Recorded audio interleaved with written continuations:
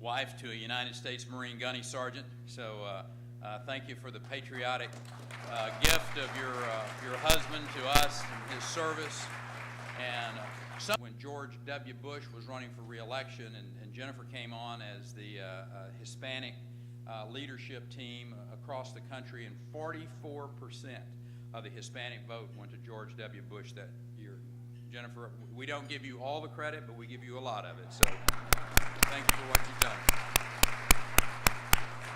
Kiko shared with you, and Kiko hit a lot of the main topics that I wanted to make sure that we got driven into the narrative here today and the dialogue as we had, so that people understand how they get impacted by this administration. And as a young boy who grew up in the Democrat Party, as a young man who went to Sam Rayburn's funeral, as my father took us to Sam Rayburn's funeral, I grew up in that Democrat environment, Aaron, as did you, and the things that it does. And government should not be out there telling everyone we're going to do everything for you.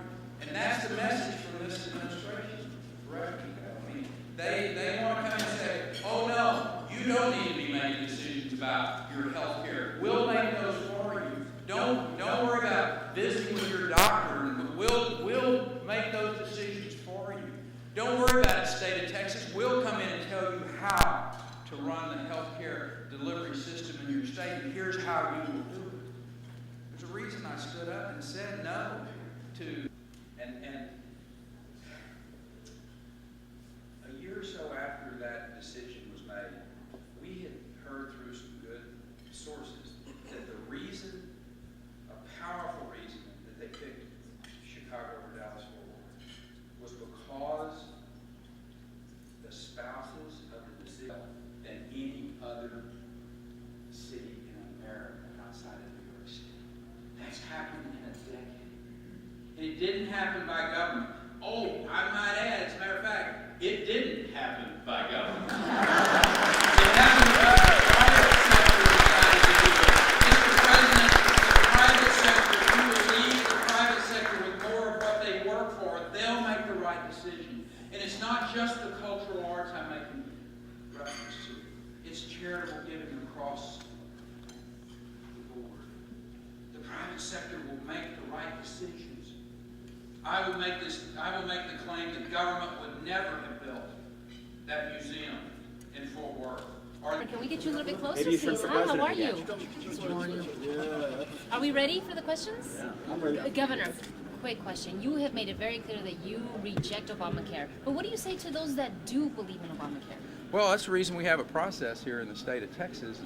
The legislature will meet and we'll have a good, healthy discussion about what other people think. But knowing the makeup of the legislature and the philosophy of the legislature, plus I just think we're right on the issue of why would you want to put more people into a system that is broken? And we know Medicaid is broken. It's going to bankrupt Texas as it is now. So let's talk about how we make a better system. And we know how to do that.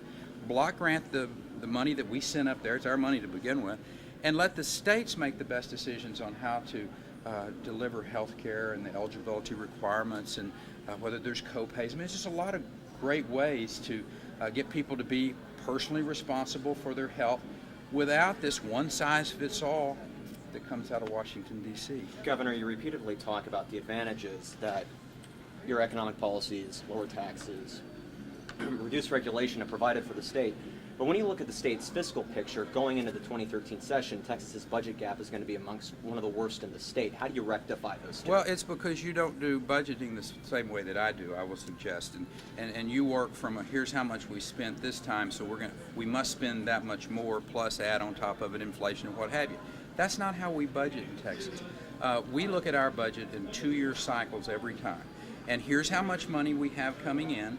And then here's our priorities, and we're going to fund those priorities. And once you get through funding those priorities, you're not going to raise taxes and say to the businessmen and women of the state of Texas, because we decided that we didn't want to prioritize and we just wanted to spend money on every program that came along and every idea that anybody had, that we're going to raise your taxes, which in turn makes it harder for the flow of resources that come into the state of Texas to keep up because we've taxed them some more. That is a classic liberal approach to budgeting that is, the reason Texas is the #1 state in the country for doing business is because we have not been in that liberal mindset in the state. And I will suggest to you, 49 other governors, they may not say that they want to be Texans, but I'll guarantee you they would say they would love to have the budget and the environment in this state that the business community finds itself, because that's the reason people move here in the great numbers. Is it fair to say that the public education funding system in the state is broken? And if so... No, it's not at all. Okay. One more question. How is the economy benefiting the small business Latino owners? Well, for instance, you're not overtaxed, overregulated, overlitigated. I would suggest to you, if we did not have the protections of overtaxation, of overregulation, of overlitigation, there would be substantially fewer Hispanic business owners because they couldn't afford to be in business. Thank you all for coming out and being with us. This